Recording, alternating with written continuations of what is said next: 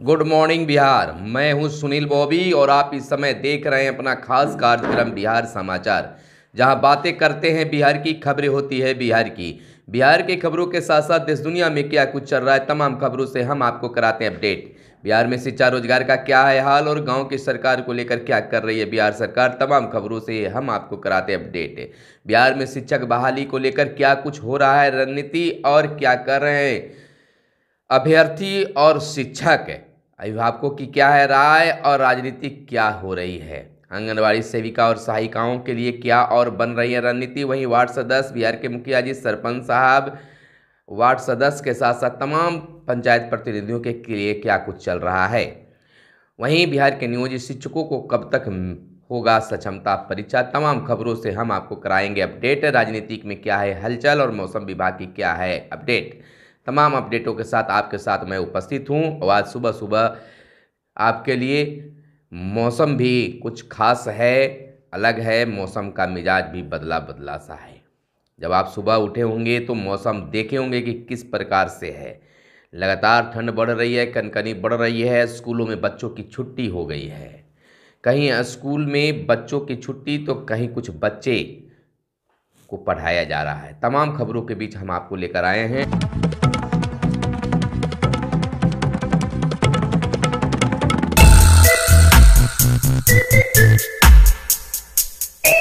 वहीं बता दें, सर्दी का सितम बिहार में फिलहाल जारी है। ठंड से 2 दिनों में हार्ट अटैक और ब्रेन हेमरेज के 35 रोगी अस्पताल पहुंचे। प्रमुख अस्पतालों की इमरजेंसी और ओपीडी में 70% मरीज ठंड से पीड़ित पाए गए हैं। आपको बता दें कि पिछले 2 दिनों से जारी ठंड से अस्पतालों में ब्रेन हेमरेज, लकवा, हार्ट अटैक, सांस लेने की परेशानी, अनियंत्रित बीपी से पीड़ित मरीजों की भरमार हो गई है। आपको बताते चले कि पीएमसीएच पटना, आईजीआईएमएस पटना, आईजीआईएससी जैसे बड़े अस्पतालों में इमरजेंसी वार्डों के लगभग 70% बेड ठंड जनित बीमारियों से पीड़ित मरीजों से भर गई है। गाँव की भी स्थिति यही है कि विभिन्न छोटे बड़े डॉक्टरों के पास ठंड वाले ही बीमारी के रोगी जो हैं डॉक्टर साहब के पास पहुंच रहे हैं। आईजीआईएमएस में तो इस ठंड में पिछले 2 दिनों में 24 मरीज हार्ट अटैक से पीड़ित होकर कार्डियक यूनिट में भर्ती हुए हैं।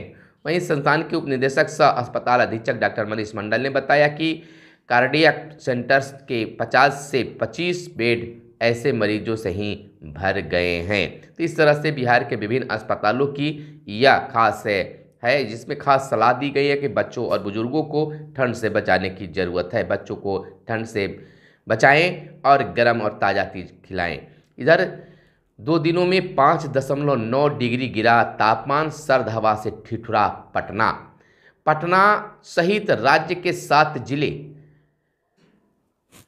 शनिवार और रविवार को शीत दिवस की चपेट में रहा। सर्द हवा के कारण लगातार दूसरे दिन भी कड़ाके की ठंड का एहसास हुआ। मौसम विभाग के अनुसार 2 दिनों के दौरान पटना के न्यूनतम तापमान में 5.9 डिग्री सेल्सियस की गिरावट दर्ज की गई है। 10 जनवरी को पटना का न्यूनतम तापमान 13 डिग्री सेल्सियस रिकॉर्ड किया गया था। न्यूनतम और अधिकतम तापमान में लगातार गिरावट आने और बर्फीली हवा चलने के कारण शहरवासियों को शिमला और कश्मीर जैसे एहसास हो रहा है। इस सीजन में पहली बार शनिवार को पटना का न्यूनतम तापमान 7.1 डिग्री सेल्सियस रिकॉर्ड किया गया है। ठंड से टूटी पटरी गया की यह खबर है, तो हम आपको बताते ठंड को लेकर ही कि लगातार जो है बिहार में ठंड को लेकर अलर्ट जारी किया गया है। वह अलर्ट किया गया है कि अभी और ठंड बरकरार रहेंगे। 2-4 दिनों के बाद ही ठंड से राहत मिलेगी। वहीं गांव की सरकार को लेकर एक बड़ी खबर निकलकर सामने आई है। पंचायत विकास सूचकांक प्रशिक्षण में पंचायती राज मंत्री मुरारी प्रसाद गौतम ने कहा कि तेजी से हो रहा है गांव का विकास। पंचायती राज से जुड़े पंचायत प्रतिनिधि, अधिकारी और विभिन्न विभागों के कर्मी इस कार्यक्रम में शामिल हुए थे।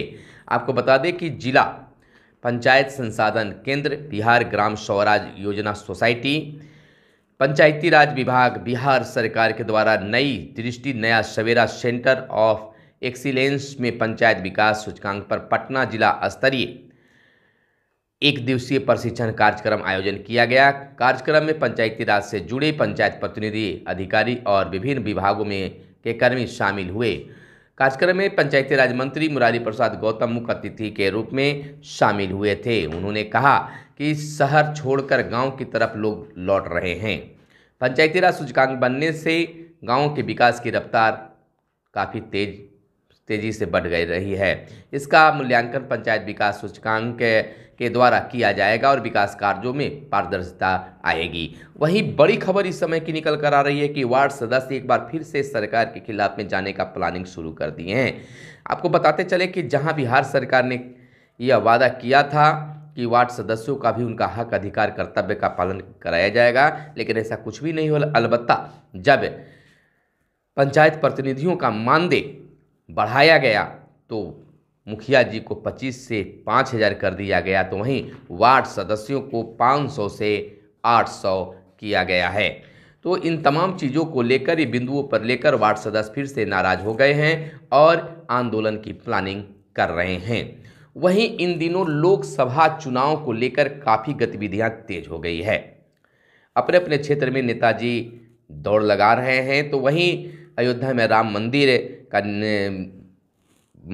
प्राण प्रतिष्ठा होने वाला है, यानी कि अयोध्या में राम जी का प्राण प्रतिष्ठा होने वाला है। इसको लेकर भाजपाइयों के द्वारा विभिन्न मंदिरों में विभिन्न तरह के कार्यक्रम के लिए कार्यक्रम कराने की प्लानिंग चल रही है। तो वहीं इंडिया गठबंधन से बड़ी खबर निकल कर आ रही है कि गठबंधन अध्यक्ष पद के लिए मल्लिकार्जुन के नाम पर आम राय बनी। खड़गे पर सहमति, नीतीश कुमार ने संयोजक पद ठुकरा दिया है। आपको बताते चले कि कांग्रेस अध्यक्ष मल्लिकार्जुन खड़गे इंडिया गठबंधन के अध्यक्ष होंगे। आपको बता दें कि बीते दिन हुई वर्चुअल बैठक में इस पर सहमति बनी। इसका औपचारिक ऐलान बैठक में गैरहाजिर रही पार्टियों के नेताओं से चर्चा के बाद किया जाएगा। बैठक के दौरान मुख्यमंत्री नीतीश कुमार को इंडिया गठबंधन का संयोजक बनाने का प्रस्ताव रखा गया, लेकिन उन्होंने इनसे इनकार कर दिया।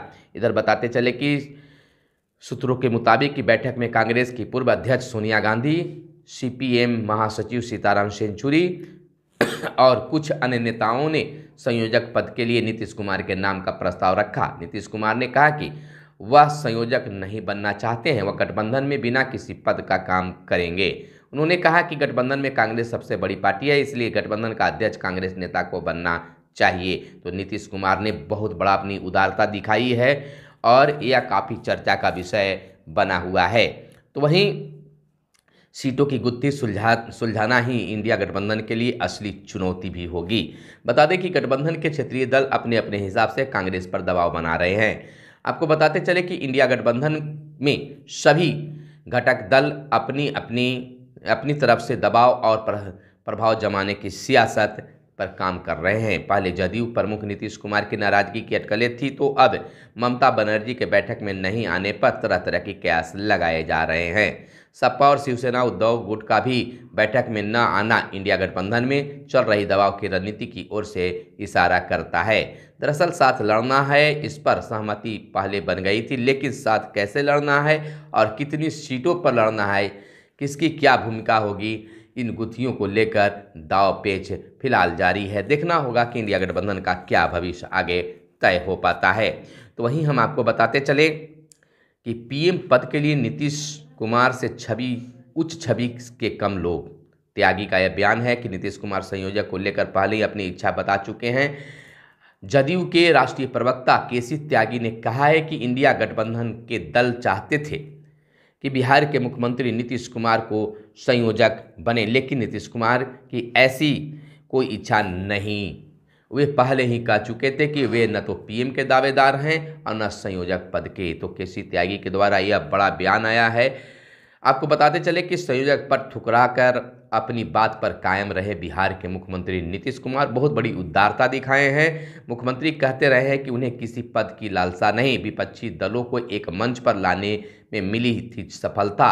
तो इधर बता दें कि बिहार के मुख्यमंत्री नीतीश कुमार अपने बयानों में अक्सर यह कहते रहे कि उन्हें किसी पद की कोई लालसा नहीं है। वे बस यही चाहते हैं कि इंडिया गठबंधन के सभी दल लोकसभा चुनाव में भाजपा के खिलाफ एकजुट होकर उतरे। इंडिया गठबंधन की बीते दिन हुई बैठक में जब उन्हें संयोजक बनाने का प्रस्ताव आया तो उन्होंने ठुकरा दिया और अपनी इस बात पर मुहर लगा दी कि हमें कोई पद की लालसा नहीं है। तो वहीं हम आपको बता दें कि पंचायतों में गली नाली निर्माण कार्य तेज होंगे। 10 दिनों में 3044 करोड़ की राशि 2 किस्तों में मिल जाएगी।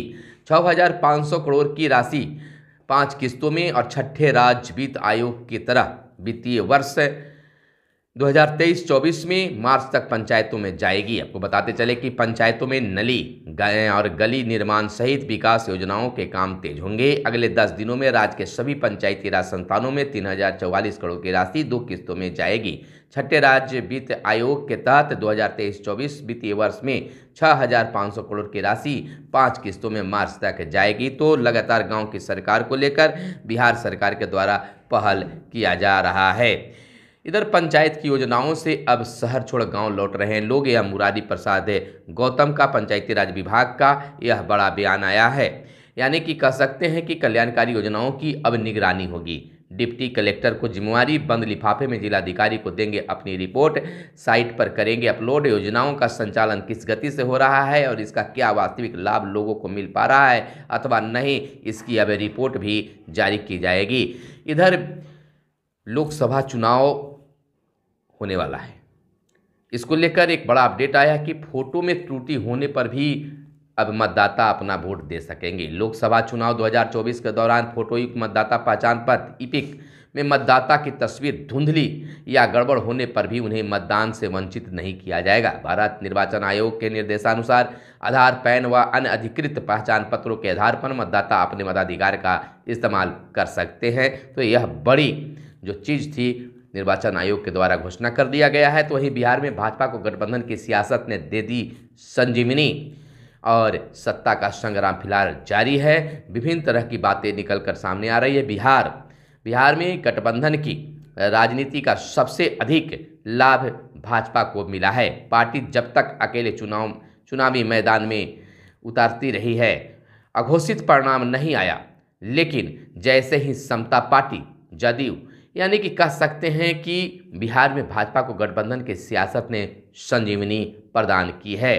इधर राहुल गांधी जो हैं वह बीते दिन से भारत जोड़ो यात्रा की शुरुआत कर दी है। इम्फाक के निकट थोबल से आगाज किया गया। तो इस प्रकार से अब राहुल गांधी एक नई यात्रा पर निकल गए हैं। जैसा कि आप जानते हैं कि बिहार के मुख्यमंत्री नीतीश कुमार ने दूसरे चरण शिक्षक बहाली का नियुक्ति पत्र पटना में सौंपे, जहां 10 लाख से अधिक नौकरी देने की वादा भी किया गया कि आप हमें 10 लाख नौकरी, 10 लाख रोजगार की बातें की थी, लेकिन 10 लाख ही नहीं, उससे ज़्यादा भी नौकरी आपको और रोजगार मिलेंगे। आपको बता दें कि पटना के गांधी मैदान में नवनियुक्त शिक्षकों को नीतीश कुमार के हाथों नियुक्ति पत्र बांटा गया। 10 लाख नौकरी व 10 लाख रोजगार का लक्ष्य 1.5 साल में होगा पूरा। सभी विभागों के रिक्त पद पर शीघ्र भरे जाएंगे, यह भी कहा गया। स्कूल के बाहर बच्चों की संख्या नगण्य हो गई है। उन्होंने नियोजित शिक्षकों के संबंध में भी कहा कि नियोजित शिक्षकों को भी सरकारी कर्मी यानी राज्य कर्मी बना लिया जाएगा बहुत जल्द। उनको 3 बार मौका दिया जाएगा खास परीक्षा के लिए। वो परीक्षा में पास करते हैं तो उन्हें राज्यकर्मी बना दिया जाएगा। नियोजित शिक्षकों के संबंध में बिहार के मुख्यमंत्री ने भी एक बार फिर शिक्षक नियुक्ति प्रमाण पत्र देने के समय यह बड़ा ऐलान किया है। तो तेजस्वी यादव ने भी कहा कि नीतीश मॉडल पढ़ोगे तो खेलोगे तो नौकरी मिलेगी। यानी बिहार के मुख्यमंत्री तेजस्वी यादव ने इस दौरान कहा कि नवनियुक्त शिक्षकों से कहा कि उनके ऊपर बिहार का भविष्य संवारने की जिम्मेवारी है। उन्हें बेहद गंभीरता से अपनी जिम्मेवारियों का निर्वहन करना चाहिए।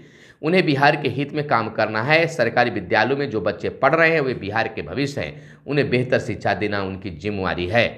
उन्होंने कहा कि बिहार के मुख्यमंत्री नीतीश कुमार का बिहार मॉडल है, पढ़ोगे तो नौकरी मिलेगी, खेलोगे तो नौकरी मिलेगी। पिछले दिनों मुख्यमंत्री नीतीश कुमार ने पदक विजेताओं को सरकारी नौकरी का नियुक्ति पत्र सौंपा, उन्हें अधिकारी बनाया गया। तो तेजस्वी यादव ने कहा कि अगर खेलते भी हैं, बेहतर करते हैं, मेडल लाते हैं तो बिहार में आपको सरकारी नौकरी मिलेगी, आप अफसर बन सकते हैं। इधर राज्य के 1500 सरकारी स्कूल सौर बिजली से रोशन होगा। आपको जल जीवन हरियाली अभियान के तहत 4116 भवनों में लगे सोलर प्लेट, 808 पंचायत भवन और 302 स्वास्थ्य भवनों में भी लगे सोलर प्लेट। 2823 किलोवाट सोलर बिजली मिल रही है प्रखंड कार्यालयों को। 55 जेलों में 2437 किलोवाट बिजली मिल रही है। 2 साल में सभी भवनों पर, सरकारी भवनों पर लगाने का इसका लक्ष्य है। पूरी खबर को हम बता दें कि बिहार के 1500 से अधिक सरकारी स्कूल सोलर बिजली से रोशन हो रहे हैं। जल जीवन हरियाली अभियान के तहत अब तक बिहार के 4116 सरकारी भवनों में सोलर प्लेट लगाए जा चुके हैं। इससे लगभग 50 मेगावाट बिजली उत्पादित हो रहे हैं।